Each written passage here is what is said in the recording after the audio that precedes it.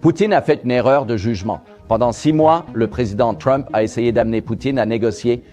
Les attaques ont augmenté, pas diminué. L'une des plus grandes erreurs de calcul que Poutine ait commises est d'avoir manipulé Trump. Dans les jours et semaines à venir, un effort massif sera déployé pour amener Poutine à la table des négociations.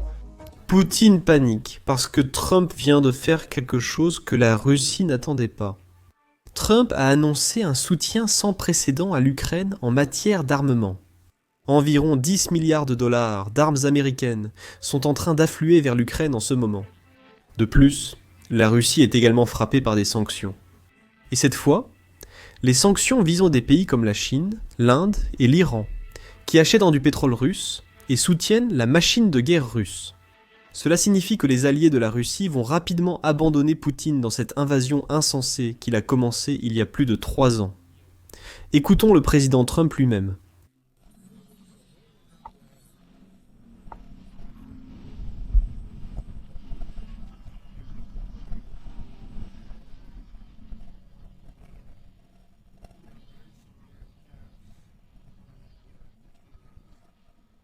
Des droits de douane d'environ 100% appelés droits de douane secondaires. Cela a des implications significatives. Mais aujourd'hui, nous allons parler d'autre chose. Et comme vous le savez, nous avons dépensé environ 350 milliards de dollars pour cette guerre entre la Russie et l'Ukraine. Nous voudrions que cette guerre, celle de Biden et non la mienne, se termine. Je m'efforce de vous en sortir. Et nous voulons la voir se terminer. Et je suis déçu par le président Poutine parce que je pensais que nous aurions conclu un accord il y a 2 mois, mais cela ne semble pas se faire. Sur cette base, nous appliquerons des tarifs secondaires. Sans accord dans 50 jours, ils seront à 100%. C'est ainsi. Ça ne peut être plus simple. Espérons ne pas avoir à le faire. Et nous avons conclu un accord aujourd'hui, et je vais laisser Marc en parler, mais nous avons conclu un accord aujourd'hui selon lequel nous allons leur envoyer des armes et ils vont les payer. Les États-Unis ne feront aucun paiement. Nous ne l'achetons pas, mais nous allons le fabriquer et ils vont le payer. Notre dernière réunion, il y a 1 mois, a été très réussie, car ils ont accepté 5%, ce qui représente plus d'1 trillion de dollars par an, donc ils ont beaucoup d'argent. Et ce sont des nations riches, elles ont beaucoup d'argent et elles veulent le faire. Elles y tiennent beaucoup. Et nous y tenons aussi beaucoup. Nous avons déjà investi une somme conséquente et ne souhaitons ni ne pouvons poursuivre. Mais nous fabriquons les meilleurs et nous allons envoyer les meilleurs à l'OTAN et dans certains cas, peut-être sur la suggestion de Marc, si nous allons en Allemagne où ils vont envoyer des missiles au début et ils seront remplacés et l'OTAN va s'en occuper. Cela va être coordonné par l'OTAN et ils vont beaucoup travailler avec Matt Whitaker qui est ici, c'est un excellent ambassadeur et Matt va coordonner tout cela. Fais bien ton travail, Matt, je le ferai. Matt, très talentueux, va tout coordonner. Donc, en résumé, nous allons fabriquer des armes de pointe et elles seront envoyées à l'OTAN. L'OTAN peut choisir d'en envoyer certaines vers d'autres pays où nous pouvons gagner un peu de rapidité supplémentaire, où le pays libérera quelque chose et ce sera principalement sous la forme d'un Replacement. Avant de continuer, veuillez cliquer sur les boutons j'aime et s'abonner ci-dessous, car c'est de loin l'annonce la plus importante depuis l'arrivée de l'administration Trump au pouvoir. Avec votre aide, nous pouvons faire parvenir cela à de plus en plus de personnes. En y prêtant attention, il y avait en fait 2 grandes annonces. Une annonce est bien sûr que les États-Unis fourniront indirectement plus d'armes à l'Ukraine. En fait, des niveaux d'armes sans précédent, mais celles-ci ne vont pas directement à l'Ukraine. Vous voyez, ce qui se passe, c'est que les armes que les pays de l'OTAN ont en Europe, ainsi que d'autres pays européens, seront envoyées en Ukraine, puis ces pays commanderont de nouvelles armes aux États-Unis, qu'ils utiliseront pour renforcer leur défense. À mon avis, si nous procédons ainsi, c'est principalement pour 2 raisons. Tout d'abord, l'Ukraine a désespérément besoin de missiles Patriot pour défendre son espace aérien et protéger ses civils. Comme vous le savez, au cours du mois dernier, la Russie a vraiment intensifié ses attaques contre les civils ukrainiens et les infrastructures ukrainiennes. Et c'est pourquoi l'Ukraine supplie d'obtenir des missiles Patriot et des batteries Patriot pour protéger son espace aérien. Mais malheureusement, c'est simplement la réalité de la guerre. Les États-Unis commençaient à manquer de batteries Patriot et d'intercepteurs Patriot. Donc, la solution ici est que d'autres pays, qui possèdent des missiles Patriot, les transféreront à l'Ukraine. Et je suppose que ces pays pourront renforcer leur défense en utilisant d'autres armes que les États-Unis ont à disposition. En plus de cela, la deuxième raison est que je suis sûr que si vous avez suivi la couverture des élections, Trump s'est présenté avec la promesse de s'assurer que les États-Unis ne donnent aucune aide gratuite. Ce qui, à mon avis, a été en quelque sorte respecté, car il a signé un accord sur les minéraux avec l'Ukraine, où nous aurons une part de la propriété des minéraux que possède l'Ukraine. Eh bien, en poursuivant sur la même lancée, il fait maintenant en sorte que les pays européens paient indirectement pour l'aide destinée à l'Ukraine. Vous voyez, ils peuvent transférer leurs armes et leur défense à l'Ukraine, et ils peuvent en commander de nouvelles, ce qui leur permet indirectement d'obtenir une mise à niveau. Les États-Unis sont payés, et l'Ukraine reçoit ce dont elle a besoin. La seule personne qui reçoit de mauvaises nouvelles, c'est Vladimir Poutine, mais il n'a personne d'autre à blâmer que lui-même. Et la raison pour laquelle je dis cela, c'est qu'immédiatement après la déclaration de Trump, le secrétaire général de l'OTAN, Mark Rutte, a fait une déclaration, et il a expliqué comment cette décision annoncée aujourd'hui avait en réalité été prise jeudi dernier. Eh bien, devinez ce qui s'est passé jeudi. La Russie a lancé la plus grande frappe aérienne contre des civils ukrainiens.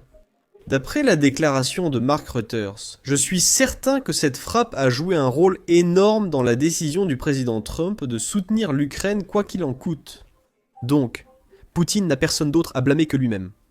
Nous allons maintenant entrer dans les détails de l'attaque dans un instant. Écoutons maintenant le secrétaire général de l'OTAN. Monsieur le Président Donald, c'est vraiment énorme. C'est vraiment énorme. Vous m'avez appelé jeudi pour me dire que vous aviez pris une décision.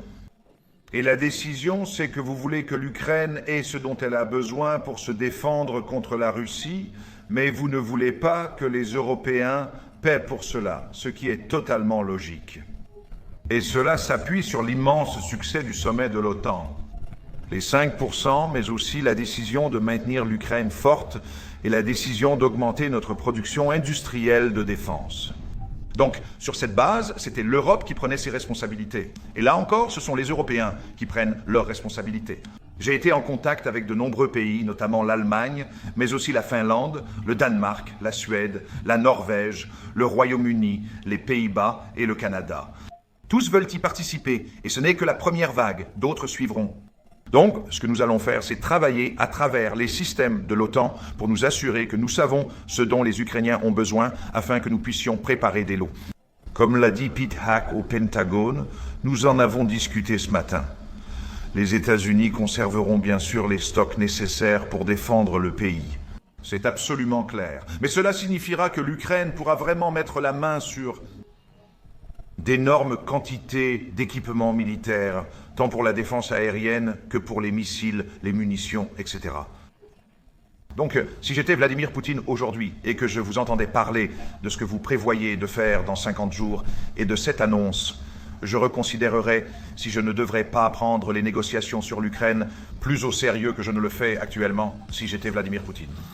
Eh bien, si quelqu'un voulait une preuve que Poutine n'est pas pour la paix, eh bien, nous l'avons eu juste après la déclaration. Je suis certain qu'après la conférence de presse, Poutine était furieux. Quelle a été sa réaction ? Il a décidé de bombarder encore plus de civils ukrainiens. La réponse de Poutine. Des drones Tomahawk ont déjà été lancés sur l'Ukraine depuis plusieurs directions. Poutine ne veut pas la paix. Il veut l'Ukraine et il est prêt à sacrifier chaque Russe pour y parvenir. C'est là qu'il faut parler des sanctions et pas seulement des armes. Bien sûr, je suis sûr que Trump envoie des armes offensives pour que l'Ukraine puisse viser des cibles à l'intérieur de la Russie. Cela signifie que l'Ukraine peut cibler les lance-missiles et les avions qui tirent sur des civils ukrainiens depuis l'intérieur de la Russie. Mais cela ne suffira pas si nous voulons mettre la pression sur Poutine. Parce que, comme beaucoup d'entre vous le savent peut-être déjà, les armes défensives sont beaucoup plus coûteuses que les armes offensives. Et après tout, peu importe la puissance d'un système défensif, d'un système de défense aérienne, il peut toujours être submergé. Tout ce que vous avez à faire, c'est simplement envoyer de plus en plus de drones et de plus en plus de missiles. C'est pourquoi Trump s'attaque à la racine de ce problème, le trésor de guerre russe. Poutine s'était préparé pour cette guerre en accumulant d'importantes réserves en dollars, un fait probablement connu de tous. Il a certes économisé beaucoup d'argent provenant de ses revenus pétroliers pour se préparer à une invasion de l'Ukraine. Mais il ne s'attendait pas à une telle durée. Malgré cela, il a pu financer cette guerre grâce à sa flotte fantôme. Au cours des 3 dernières années, Poutine a augmenté les dépenses. Le budget militaire a triplé en 3 ans. C'est une corrélation intéressante, mais nous ne connaissons pas les chiffres exacts car nous ne pouvons pas être certains de ce que dit la Russie. Mais le chiffre officiel l'année dernière était que la Russie a encaissé environ 110 milliards de dollars grâce au pétrole. Et cela correspond à peu près à ce que la Russie dépense pour son armée. La Russie dépenserait entre 100 et 150 milliards de dollars pour son armée, soit environ l'équivalent de ses revenus pétroliers.